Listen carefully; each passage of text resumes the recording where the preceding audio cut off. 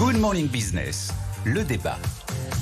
Nicolas Dos, derrière les droits de douane se joue pour vous l'avenir du dollar? C'est la vraie question qui est posée, notamment avec la thèse du fameux Stéphane Miran, qui est, à la limite, il pense ce qu'il veut, sauf qu'il est l'éminence grise de Donald Trump, et que lui, il a une thèse très précise. Alors je vais essayer d'être très pédago sur cette idée, parce que dès qu'on commence à toucher aux monnaies, au taux de change, à la guerre des monnaies, là, tout d'un coup, les choses se compliquent en économie. Ce ne sont pas des sujets sur lesquels on a une intuition naturelle ou une évidence qui tombe du ciel. Donc, aujourd'hui, il est clair qu'il y a selon les estimations, il y a une surévaluation du dollar d'entre 10 et 15%. Une bonne partie de cette surévaluation vient du statut de dollar comme monnaie de réserve mondiale, et puis une autre partie est liée aux aléas de la conjoncture. La thèse de Miran, c'est de dire que on est en train de monter les droits de douane. Et monter les droits de douane, ça a un phénomène, ça va tirer le dollar à la hausse. Et donc, Miran dit à Trump, qui est convaincu que c'est vrai, notre dollar, Monsieur le Président, est totalement surévalué. Notre dollar, Monsieur le Président, doit absolument baisser. Parce que c'est la surévaluation de notre dollar qui a alimenté la désindustrialisation des industries moyenne gamme traditionnelles de l'Amérique, et la fameuse Rust Belt, Creusot évidemment, de l'électorat de Donald Trump. Alors Monsieur le Président, pour faire baisser le dollar, voilà ce que je vous propose. On va aller à Mar-a-Lago, là, en Floride, chez vous, et on va réunir les banquiers centraux du monde entier. La BCE, la Banque du Japon, la Banque d'Angleterre. Et on va leur dire, vous ne voulez pas de droits de douane. Alors, dans ces cas-là, vous allez faire ce qu'on vous dit.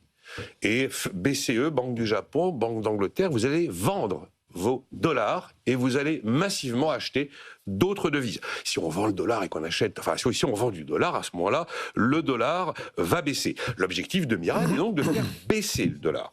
Mais une baisse du dollar, automatiquement, ça va entraîner une hausse des taux d'intérêt. Comment on fait, Monsieur le Président, si on obtient notre baisse du dollar pour ne pas avoir la hausse des taux d'intérêt? Eh bien, vous savez, Monsieur Trump, vous allez obliger la Fed à acheter tous les dollars que vont vendre la BCE, la Banque du Japon, la Banque d'Angleterre. Comme ça, comme la Fed se gorgera de tous ces dollars qui sont libérés par les autres banques centrales du monde, la demande en dollars restera inchangée. Donc la demande en dollars est inchangée, mais comme à côté la demande dans d'autres devises se met à exploser, notamment en euros probablement, eh bien les autres devises vont s'apprécier, et par effet miroir, le dollar va se déprécier. Bon, la théorie de Miran est de dire qu'il faut aller jusqu'au point où le dollar n'est plus une monnaie de réserve mondiale. Alors, c'est là où moi je dis que oui, effectivement, la théorie de Miran, c'est un suicide économique pour les États-Unis. Parce que si le dollar n'est plus monnaie de réserve, ça veut dire que l'Amérique perd sa police d'assurance sur la soutenabilité de sa dette. L'Amérique perd en fait l'arme absolue qui lui permet d'imposer ce qu'elle veut au reste du monde. Quand Obama fait la loi FATCA qui met fin au secret bancaire, qu'est-ce qu'il dit? Il dit à toutes les banques du monde, si tu as dans tes livres un citoyen américain et que je ne suis pas au courant, je te ferme l'accès au dollar. Quand tu t'appelles UBS, quand tu t'appelles, Crédit Suisse, tu ne peux pas te passer du dollar. Donc tu ouvres tes livres. Et donc, le dollar qui n'est plus... Un dollar faible, ce serait 1,25$ pour €1 à peu près. Un dollar faible qui n'est plus monnaie de réserve, soutenabilité de la dette américaine est posée, la question de la puissance des États-Unis sur la planète est posée. L'Amérique cesse d'attirer les capitaux étrangers qui aujourd'hui sont en train de financer l'intégralité du système américain. Donc c'est pour moi effectivement un suicide de l'économie américaine si Miran et sa thèse vont jusqu'au bout. Voilà, c'est ça, on a du mal à penser justement que ça va aller jusqu'au bout. Est-ce que c'était clair le truc? Je salue les qualités de pédagogie de Nicolas Dos. Rappelle le gendre. En 2 minutes 30. Il avait besoin d'entendre que c'était bien. Qui n'est pas simple, parce que la politique monétaire, c'est pas simple. Un exposé très clair. Et moi, j'ajoutais simplement, il n'y a pas vraiment de débat, simplement on peut éclairer ce qui est en train de se passer. D'abord, le papier de Stéphane Miran, qui a été publié il y a quelques semaines, effectivement, fait beaucoup de bruit dans tous les ministères des Finances de la zone euro et en Asie. Ça peut être un big bang des politiques monétaires qu'on n'a jamais vu. Stéphane Miran, c'est un économiste de hedge funds. Donald Trump, il est conseillé par les hedge funds. Scott Bessent, le secrétaire d'État au Trésor, vient de chez Soros.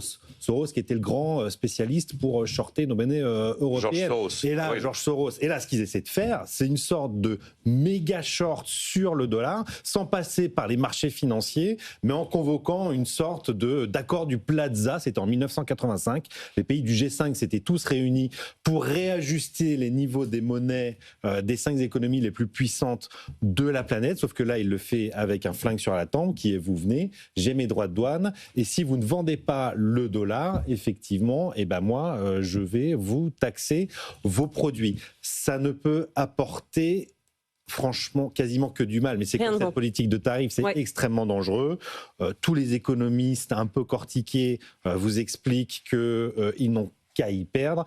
Je renvoie vers une note d'Agnès Benassi-Kéré de la Banque de France qui a détaillé très longuement, la grande spécialiste des questions monétaires, qui a expliqué que de toute façon à terme la monnaie revient en général à son niveau classique et que les droits de douane risquent de provoquer des appréciations du dollar à court terme de toute façon, ce qui serait totalement contre-productif. Merci messieurs, on y reviendra aussi dans le débrief de Marc Fiorentino. Ce sera à 8h45. Jusqu'où ira-t-il? Ce sera la question qu'on se posera. Et est-ce que c'est une bonne ou une mauvaise stratégie? Merci beaucoup Raphaël Legendre, Nicolas Dose.